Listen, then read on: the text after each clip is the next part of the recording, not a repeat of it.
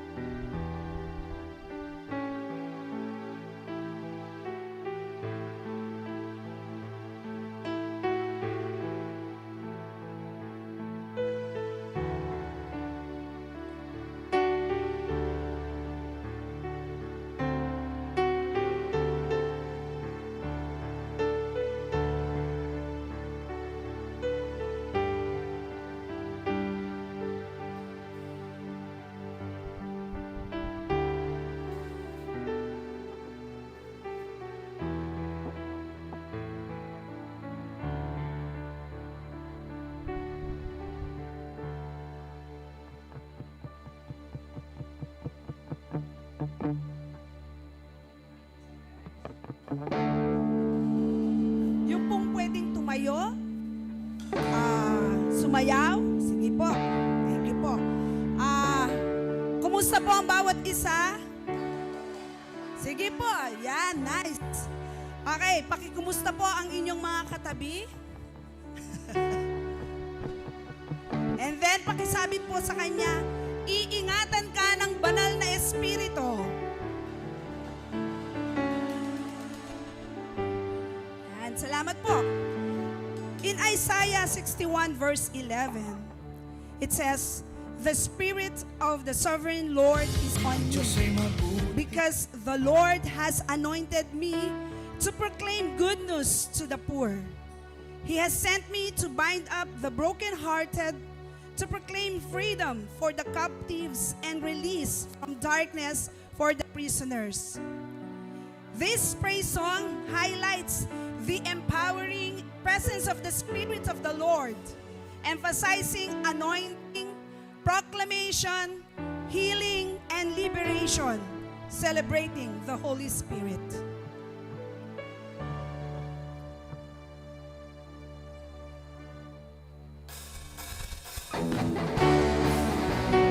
Yes, church, let us give praise to our living God.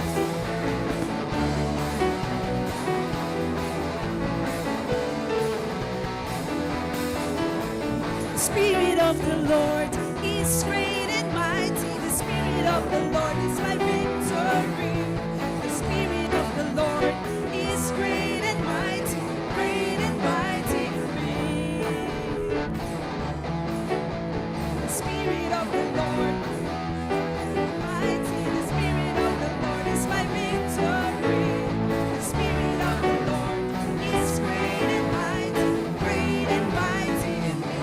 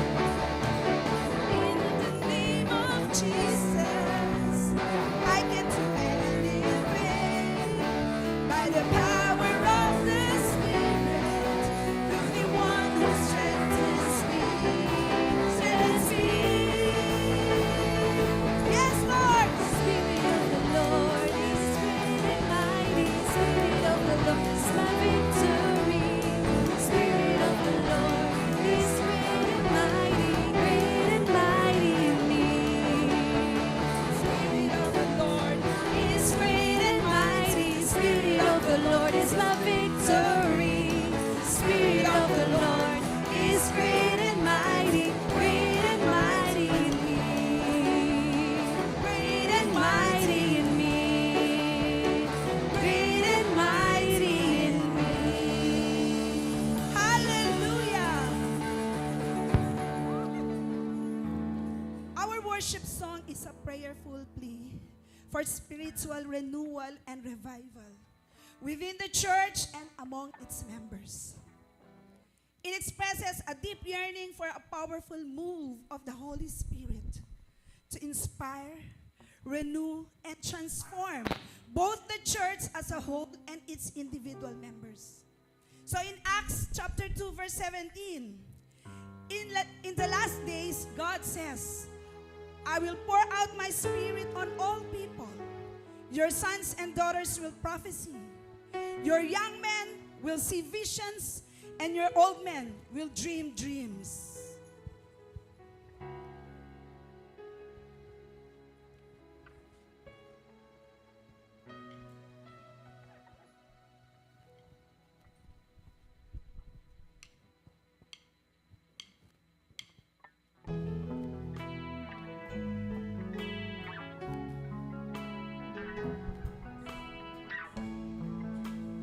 We need your Holy Spirit. Come with us. Lord, we need your grace and mercy. We need to pray like never before. We need the power of your Holy Spirit to open heaven's door. Spirit, touch your church, steer the hearts of men, revive us, Lord, with a passion once again. I want to care for others like Jesus cares for me. Let your rain fall upon me.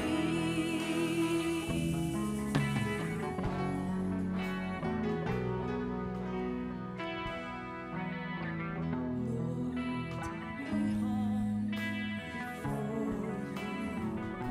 We don't deserve of you what we asked, but we yearn to see your glory. Restore this dying land. Come on, church! Spirit, touch your church. Steer the hearts of men. Revive us, Lord, with your passion once again. I want to care for others like Jesus cares for me. Let your rain fall upon me. Spirit, touch your church. Steer the hearts of men.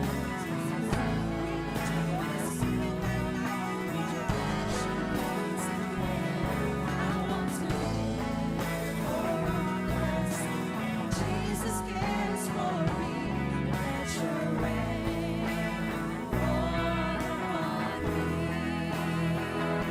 Spirit, touch your church. Come on, church. We're asking for the Holy Spirit to touch our church. With your passion once again, I want to care for others. Jesus cares for me. Let your rain fall upon me. Let your rain fall upon me. Let your rain fall upon me. Hallelujah. Praise you, O God. Praise you, our Father. Praise you, Jesus. And praise you, Holy Spirit. Amen.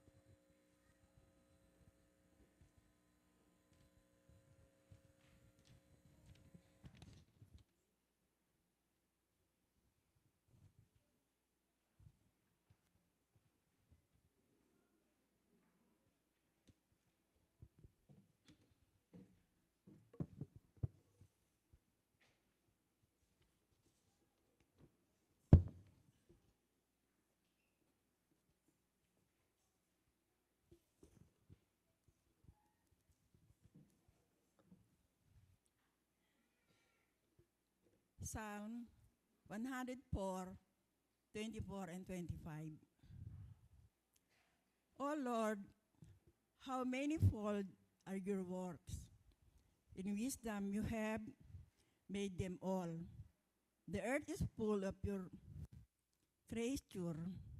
Yonder is the sea, great and wide. Creeping things immeasurable are there, living things both small and great. Opening hymns po.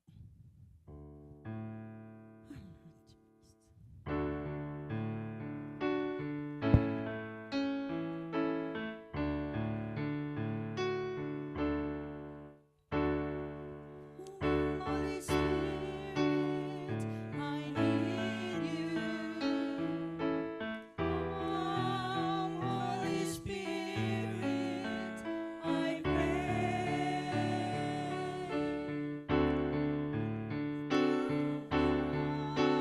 With your strength and your power, come in your own special way.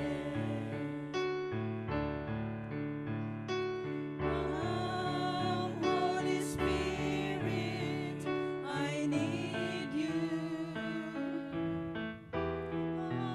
Holy Spirit, I pray.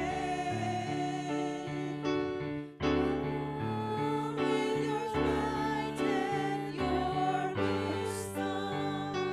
Come in your own special way. Holy Spirit, I need you. Holy Spirit, I pray. With your joy and your wisdom, come in your own special way.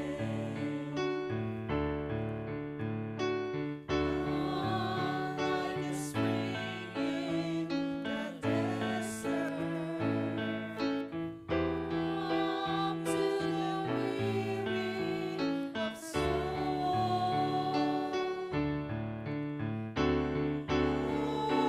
Let your sweet healing power wash me and make me whole. Tayo ba'y manalangin?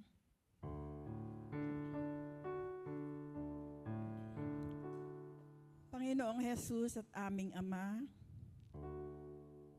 marami pong salamat sa iyo sa magandang umagang ito na muli mo pong pinagkaloob sa amin.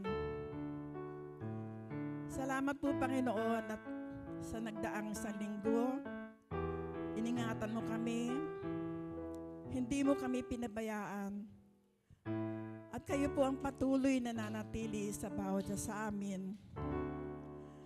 Salamat po, Panginoon. Sana po, pangunahan mo ang gawain namin ito ngayong umaga. I-bless mo po ang bawat isa sa amin. Hipuin mo po ang aming mga puso at kaisipan upang patuloy naming madama na kayo'y buhay sa aming buhay. Salamat po, Panginoon, sa magandang pagkakataong ito na binibigay mo sa amin, lalo't higit sa akin, Panginoon. Sana kayo pong makita nila sa akin, hindi ang aking kahinaan. Panginoon, i-bless mo rin po ang aming pastora. Patuloy po siyang bigyan ng katalinuhan para lalo niya po kaming ma-guide, para lalo po kaming maraming matutunan sa iyong mga banal na salita. Pangunahan mo po ang aming pastora at gayon din po ang buo niyang pamilya. Patuloy po kayong manatili sa bawat isa sa amin. Dalangin at hiling ko po ito sa pangalan ni Jesus. Amen.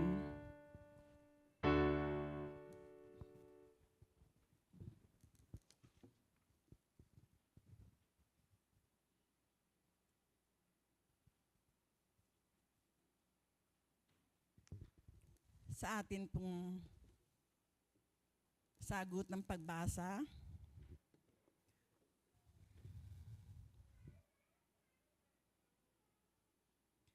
Psalm 104, 26 hanggang 35. There go the sheep and Leviathan, that you form you sport on it. These all look to you to give them their food in due season. When you give to them, they gather it up. When you open your hand, they are filled with good things. When you hide your face, they are dismayed. When you take away their breath, they die and return to their dust. When you send for your spirit, they are created, and you renew the face of the ground. May the glory of the Lord endure forever. May the Lord rejoice in his works.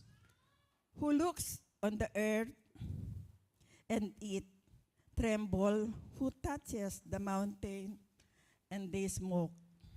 I will sing to the Lord as long as I live. I will sing praise to my God while I have being. May my meditation be pleasing to him, for I rejoice in the Lord. Bless the Lord, O my soul. Praise the Lord.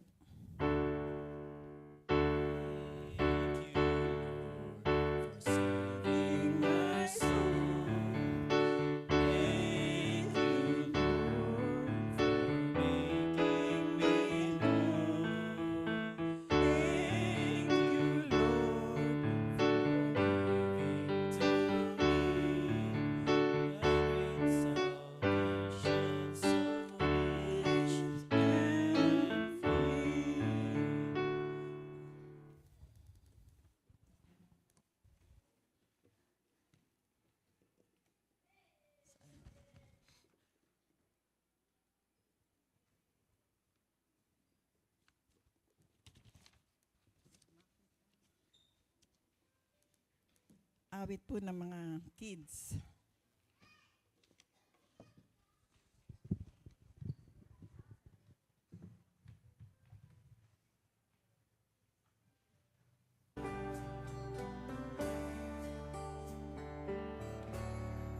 I wanna be like Jesus, think like Jesus, do what he would do. In every way, everywhere, every day, let his love and grace shine through.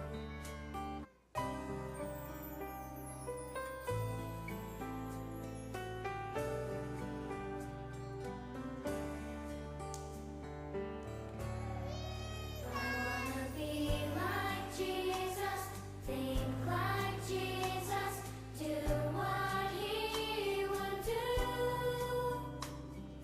In every way, every day, let his love and grace shine through. I wanna be like Jesus, so that Jesus will be seen in me. Father, help me be like Jesus.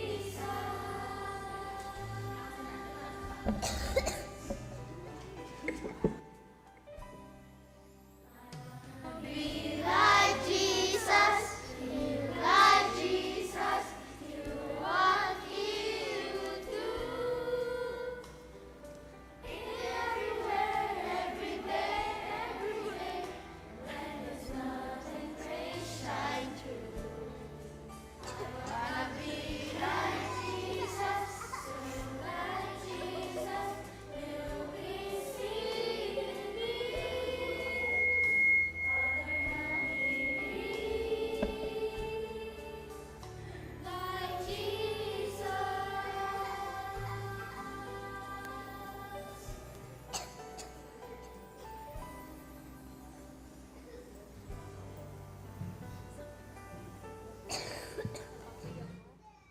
Sige po, lahat po ng mga bata, ilapit natin sa Panginoon.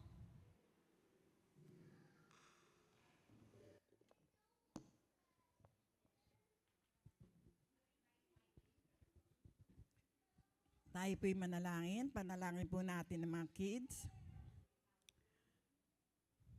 Panginoong Jesus at aming Ama, marami pong salamat sa mga batang ito na patuloy mo po silang iginagide patungo dito sa iyong banal na tahanan. Napakabuti po ng mga ginagawa nila dahil mga bata pa sila. Ninanais na po nilang maglingkod sa inyo. Kaya Lord, hipuin mo po ang puso't kaisipan ng mga batang ito. Isa-isa sila, Panginoon, upang patuloy nilang madama ang iyong banal na Espiritu. Sana, Panginoon, magpatuloy sila sa magandang gawain ito para sa iyo.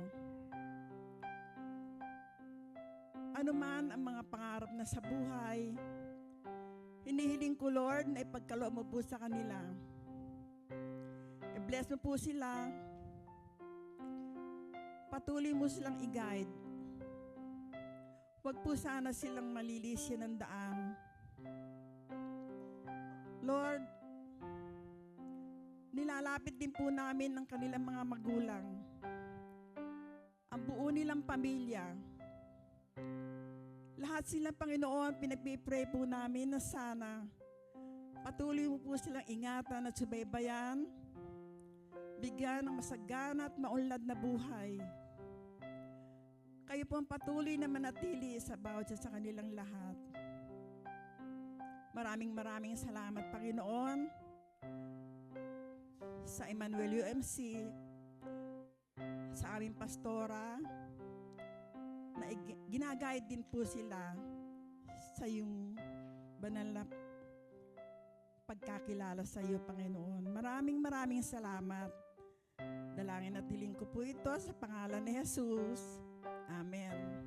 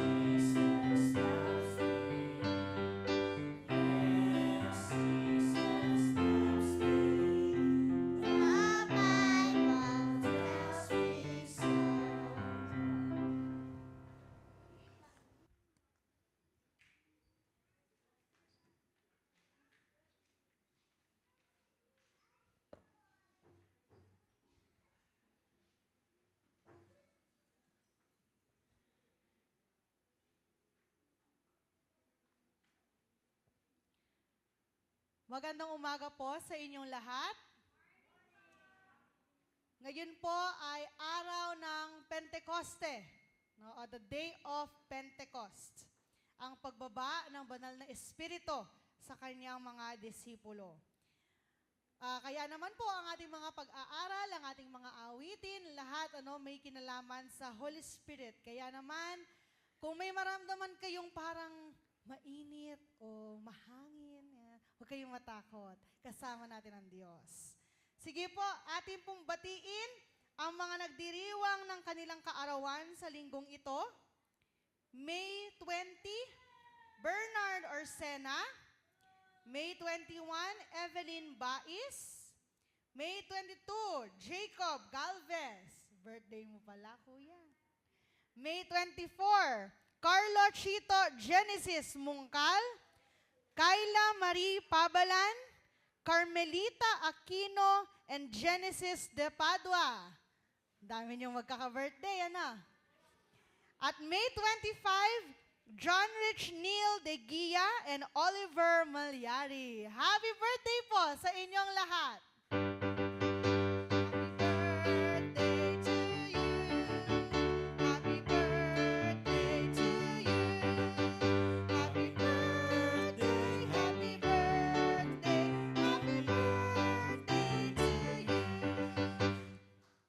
Sige po, kayo po ay inaanyayahan dito sa harapan. Kung kayo po ay naririto, alaya po, maming! Alaya pala. Sige po.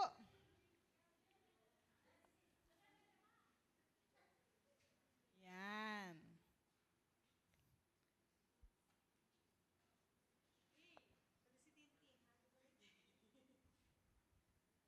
Sige po, atin po silang ipanalangin. O Diyos, maraming salamat po sa panibagong taon at buhay na ipinagkaloob mo sa aming mga kapatid na nagdiriwang ng kanilang kaarawan sa linggong ito. Salamat o Diyos sa kanilang kalakasan, salamat sa pagpapala mo sa kanila, at nawa o Diyos patuloy kang kumilos sa kanilang buhay. Lagi ka o Diyos pumatnubay sa kanila, lagi mo silang samahan, lagi silang tabihan anumang oras ng kanilang buhay upang maranasan nila o Diyos ang iyong mapagpalang kamay. Ganon din naming Diyos, idinadalangin namin ang kanilang mga kahilingan, ang kanilang mga panalangin. Bigyan mo ito ng katugunan o Diyos upang maranasan nila ang kadakilaan ng iyong mapagpalang kamay. Ganon din naming Diyos, lalo mo pang patatagin ang kanilang pananampalataya at ang paglilingkod nila sa inyo. Nawa o Diyos, manguna ka sa kanilang buhay ngayon at magpakailanman. Maraming salamat po. In Jesus' name, Amen. Happy birthday po! Sige po, mga ilang lamang pong announcement. Next week po, May 26, magkakaroon po ng Special Annual Youth Conference ang ating mga kabataan at dito po iyon gaganapin sa ating simbahan. At kaya naman po, hinihiling po muli ang ating mga UMYF at WSCS dahil po ito ay activity under ng Pampango Philippines Annual Conference. Ayan po. At ngayon po, tinatawagan po ang ating mga kapatid na nais pong ipahayag ang kanilang reaffirmation of faith. Ano po? So meron tayong mga i-reaffirm sa oras na ito. Yan. Sige po.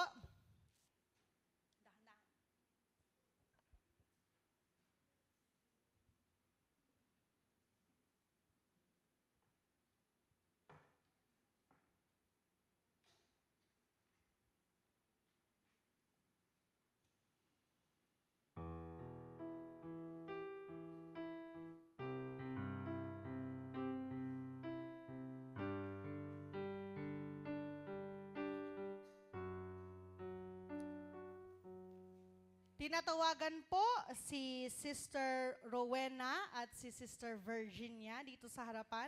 Gayon din po ang kanilang mga sponsors. Ayan. Yes. Sige po, dito muna po tayo sa ilalim sa harapan. Ayan. Okay.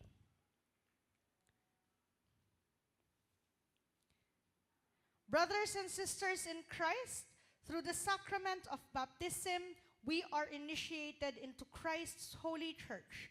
We are incorporated into God's mighty acts of salvation and given new birth through water and the Spirit. All this is God's gift offered to us without price. Through confirmation and through the reaffirmation of faith, we renew the covenant declared at our baptism, acknowledge what God is doing for us, and affirm our commitment to Christ's holy church. Brothers and sisters in Christ, I present Rowena Dimal and Virginia Abad to reaffirm their faith. Kayo po ay sasagot, lahat po kayo, ano po? On behalf of the whole church, I ask you, do you renounce the spiritual forces of wickedness, reject the evil powers of this world, and repent of your sins? Okay. Do you accept the freedom and power God gives you to resist evil, injustice, and oppression in whatever forms they present themselves? Do you confess Jesus Christ as your Savior, put your whole trust in His grace, and promise to serve Him as your Lord, in union with the church, which Christ has opened to people of all ages, nations, and races? Okay? Para po sa ating mga kapatid na nagre-reaffirm ng kanilang pananampalataya, according to the grace given to you, will you remain faithful members of Christ's holy church and serve as Christ's representative in the world? Okay. Para naman po sa kanilang mga sponsors, will you who sponsor these candidates support and encourage them in their Christian life? Yes. Para po sa ating congregation, do you as Christ's body, the church, reaffirm both your rejection of sin and your commitment to Christ? Yes. Let us pray. Pour out your Holy Spirit to bless this gift of water and those who receive it, to wash away their sin and clothe them in righteousness throughout their lives, that dying and being raised with Christ, they may share in His final victory. Amen. Sige po, isa-isa po tayo, si Tita. Tapos ang inyong pong sponsor. Yun. Okay lang po. Sige po. Rowena Demal, remember your baptism and be thankful.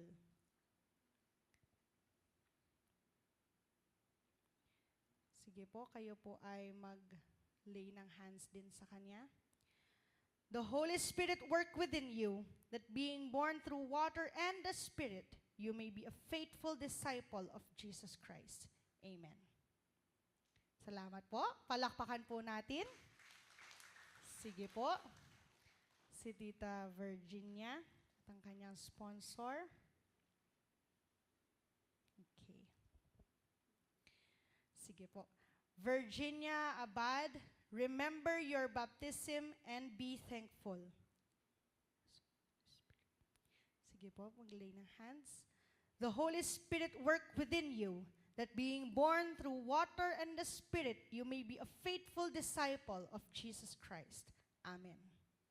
Palakpakan po natin sila, mga kapatid. And welcome pong muli sa ating buhay pananampalataya.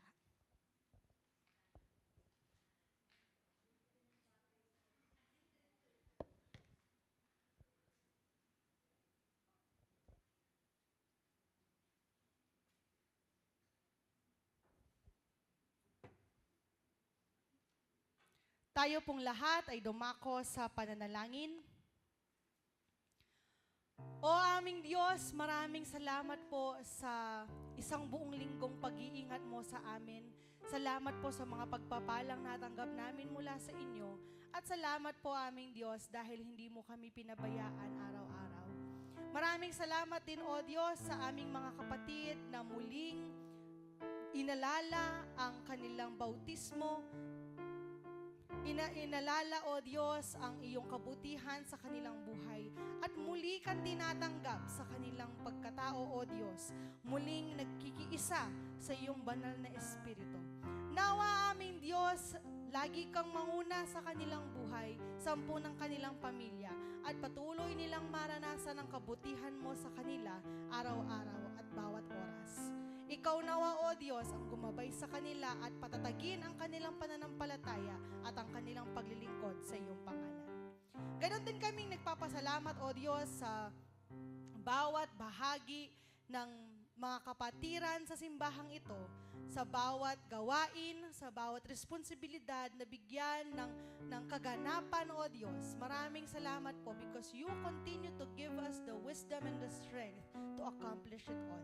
At nawa, O Diyos, kung paano mo kami iningatan, kung paano mo kami pinagpala, higit pa naming maranasan ng mga ito sa mga susunod na araw ng linggong ito.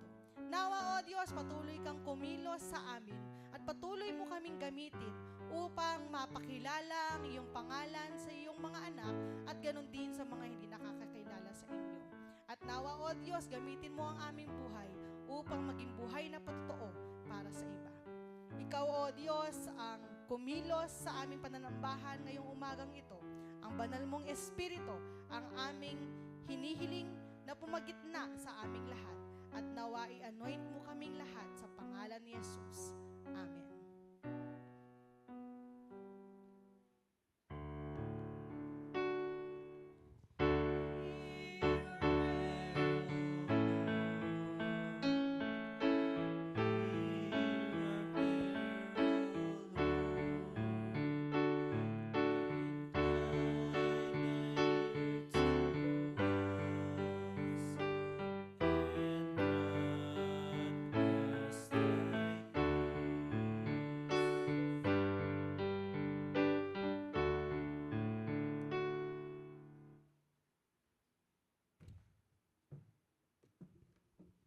Ngayon po sa ating offering.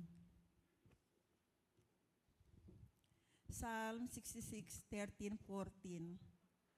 I will come to your temple with burnt offerings and fulfill my vows of you. My vows to you. Vows my lips promised, and my mouth spoke when I was in trouble.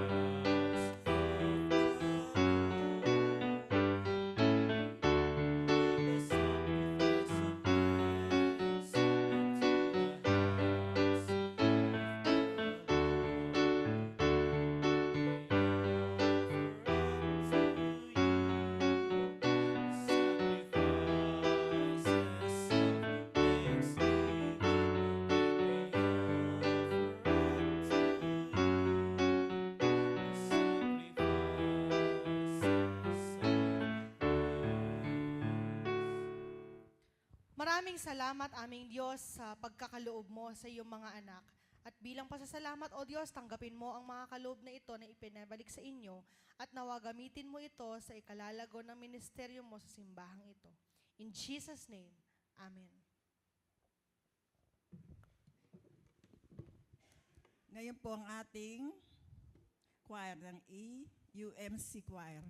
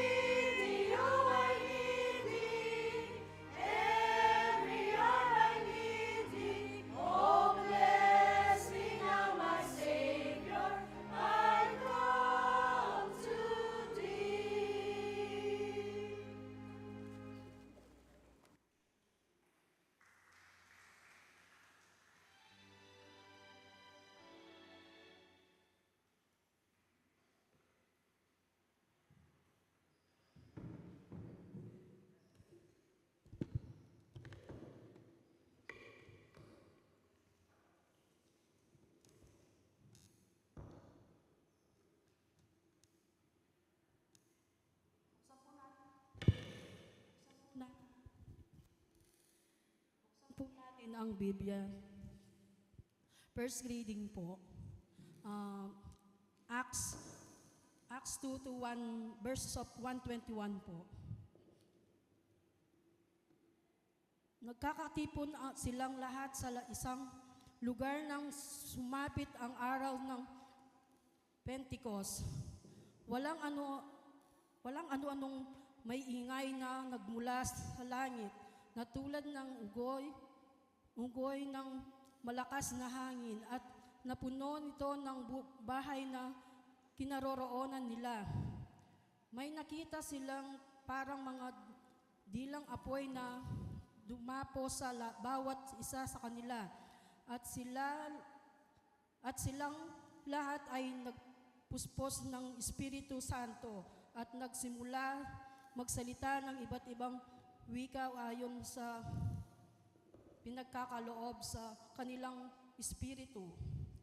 May mga debotong Judo noong si Jerusalem na nagmula sa bawat bansa sa buong mundo. Nang marinig nila ang ugong nagdatingan ang maraming tao, nagmangha sila sapagkat nagsalita ang mga alagad sa wika ng mga nakikinig. Sa pagmangha at pagtataka at kanilang nasabi, hindi ba taga Galilea sila lahat? Bakit sila nakapagsalita sa ating wika? Tayo'y mga taga Parthia, Media, Elama, Mesopotamia, Judea at Cappadocia, Ponto at Asia. Mayroon pa sa ating taga Phrygia, Pamilya, Egipto, at sa mga lumpian ng Libya na malapit sa bawat ng Serenia at mga nagmula sa Roma at Romang mga Judo at mga Hintil na nakahikayat sa pananampalataya ni Judo. May mga taga Creta at Arabia rin. Paano ni sila nakapagsasalita sa ating mga wika tungkol sa mga kahangahangang ginagawa ng Diyos? Hindi nila lubusang maunawaan ang nangyari, kaya nagtatanungan sila, ano ang kahulugan nito? Ngunit may ilang nagsabi ng pagkunsya, lasing lang ang mga yan. Kaya't tumayo si Pedro kasama ng 11 apostol at nagsalita ng malakas, mga taga Judea at kayong lahat ng nakatira sa Jerusalem.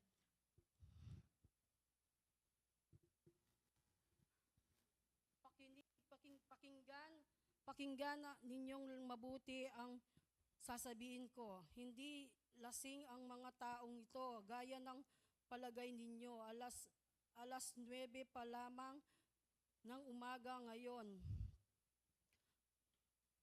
Ang nakikita ninyo katuparan ng ipinahayag ng propeta Joel. Ito ang gagawin ko sa mga huling araw, sabi ng Diyos. Ibubuhos ko ang aking espiritu sa lahat ng tao. Ipapahayag ng inyong mga anak na lalaki, babae at aking mensahe. Ang iyong mga kabataang lalaki ay makikita ng mga pangitain at ang inyong matatandang lalaki ay magkakaroon ng mga panaginip. Sa panahong iyon, ibubuhos ko rin ang aking espiritu sa aking mga alipin, maging lalaki o maging babae. Ang ipapaayag nila ang aking mensahe.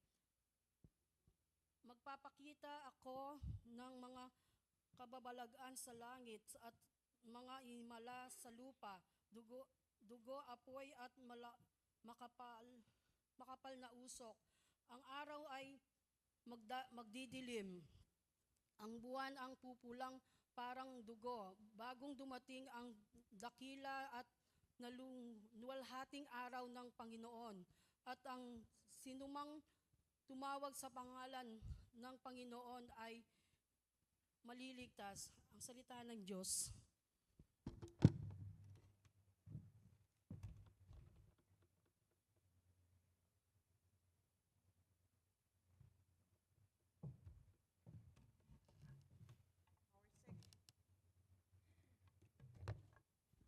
Our second reading can be found at Romans chapter 8, verses 22 to 27.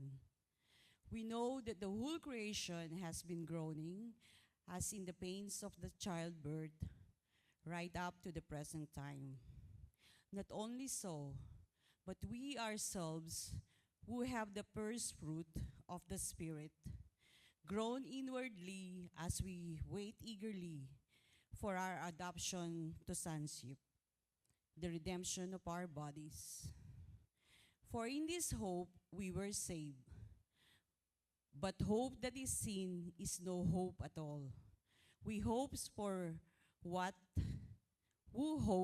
what they already have?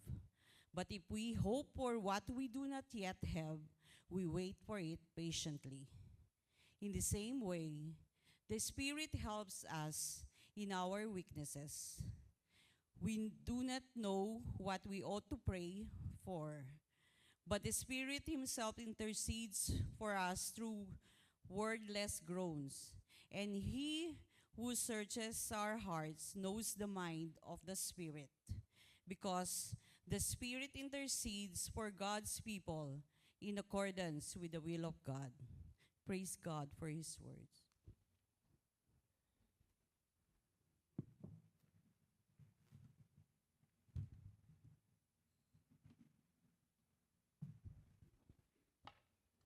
Let's all stand for the gospel reading, which is in John chapter 15, verses 26 to 27, chapter 16, verses 4 to 15.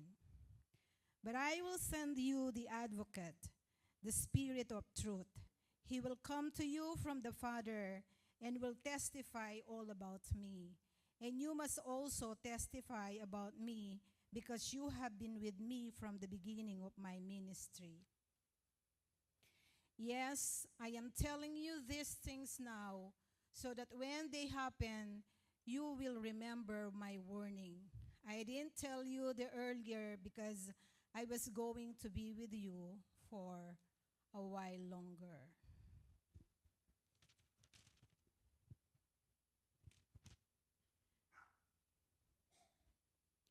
The work of the Holy Spirit. But now I am going away to the one who sent me, and not one of you is asking where I am going. Instead, you grieve because of what I've told you, but in fact, it is best for you that I go away, because if I don't, the advocate won't come. If I do go away, then I will send him to you, and when he comes, he will convict the world of its sin and of God's righteousness and of the coming judgment. The world's sin is that it refuses to believe in me. Righteousness is available because I go to the Father, and you will see me no more. Judgment will come because the ruler of this world has already been judged. There is so much more I want to tell you, but you can't bear it now. When the Spirit of truth comes, he will guide you into all truth. He will not speak on his own, but will tell you what he has heard. He will tell you about the future. He will brings me glory by telling you whatever he receives from me. All that belongs to the Father is mine. This is why I said, the Spirit will tell you whatever he receives from me. The word of God for his people.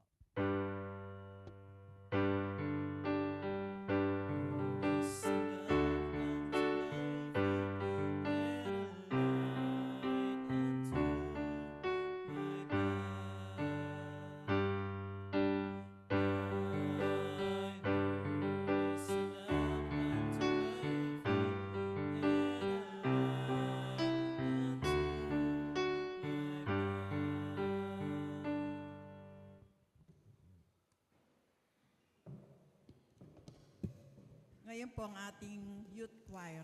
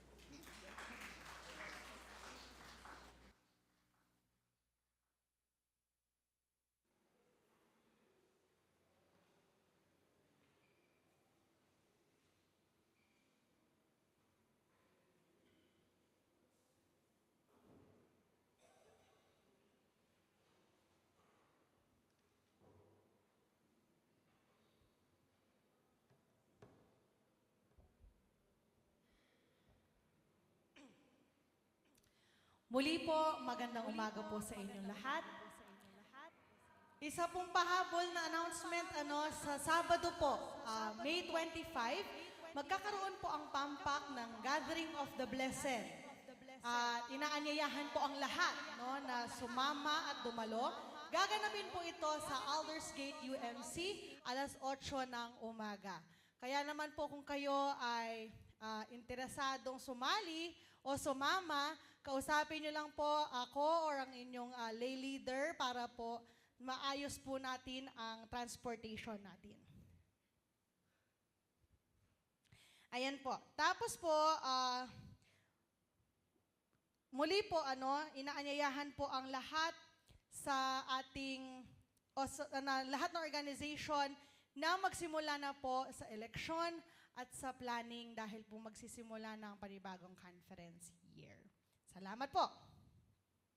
Ang ating pong mga binasa ay isa lamang ang tinuturo, ang pagdating at pagkilos ng banal na espiritu. Sa ating unang binasa sa Acts, dito natin matatagpuan ang pagbaba ng banal na espiritu sa mga disipulo nung sila ay nasa upper room. Umagang-umaga, 9 a.m., sabi nga ni Peter.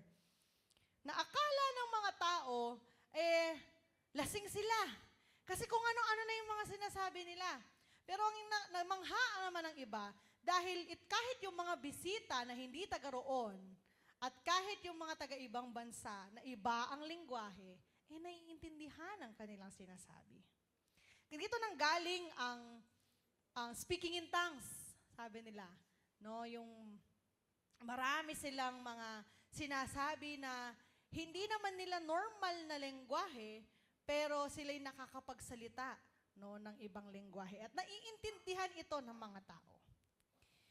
Kaya naman makikita natin dito, ang kapangyarihan ng banal na espiritu ay napakalawak at napakamakapangyarihan at kakayanin ang napakaraming bagay. Isa rin sa ating mga nabasa sa teksto ni John, ang Panginoong Yesus sinabi niya ang pagdating ng banal na espiritu na ito.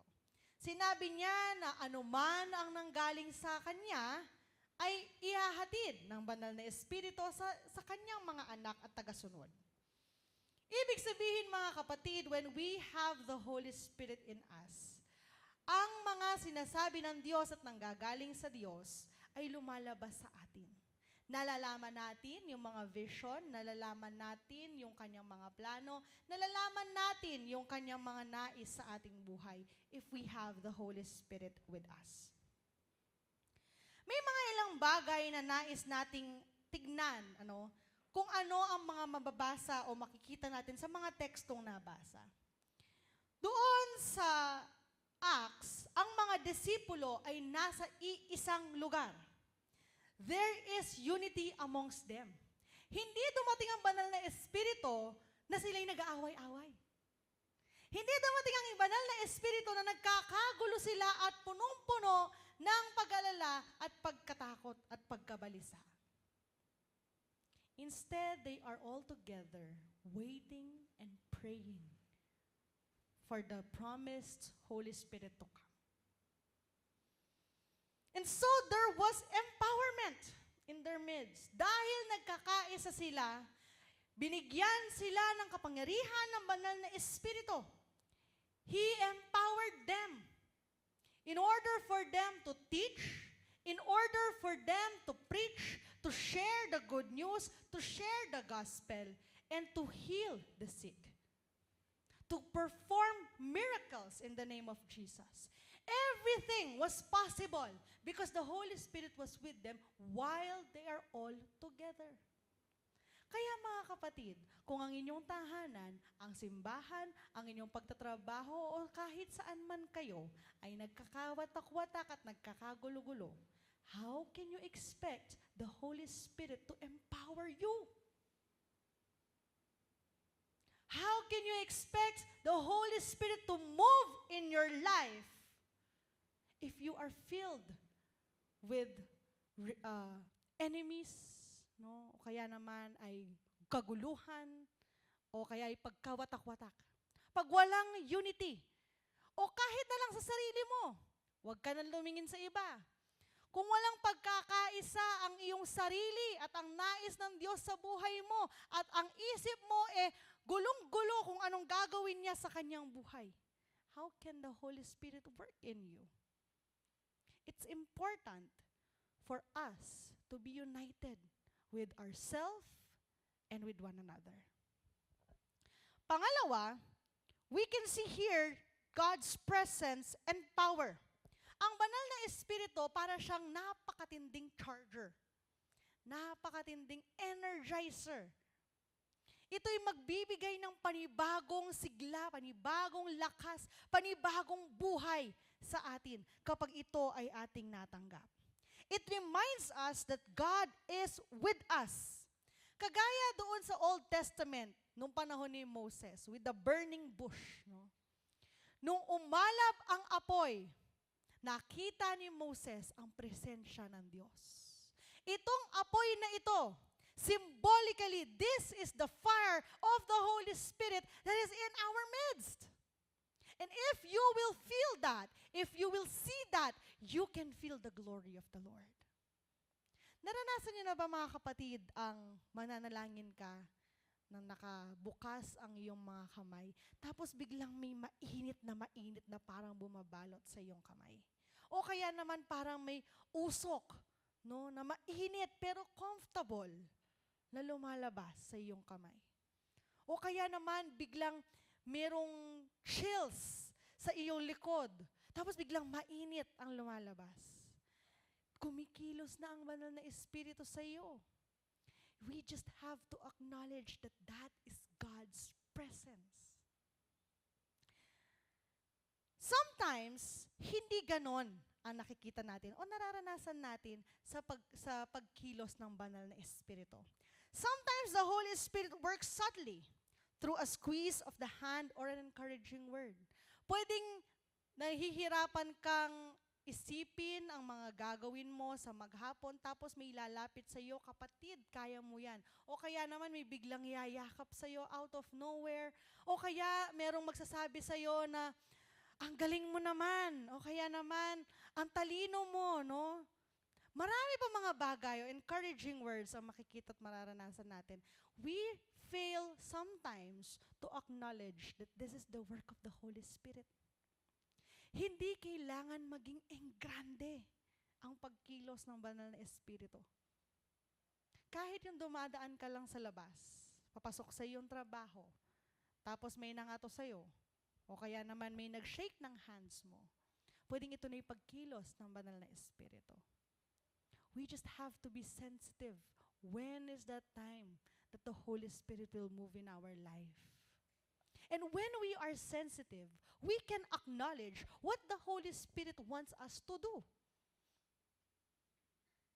Baka mamaya, may kalakip na kautusan ang banal na Espiritu. May pinapakita na palang vision sa iyo ang Panginoon, hindi mo pa alam i-acknowledge. Akala natin paminsan-minsan nananaginip lamang tayo. Pero brothers and sisters, sometimes the acts and the visions of the Holy Spirit may appear in your dreams. We just have to be sensitive and ask God for discernment. Ito'y regalo din ng Holy Spirit sa atin. Ang discernment. To discern between right and wrong, to discern what is from God and what is not. We can accomplish this all and we can acknowledge this with the power of the Holy Spirit.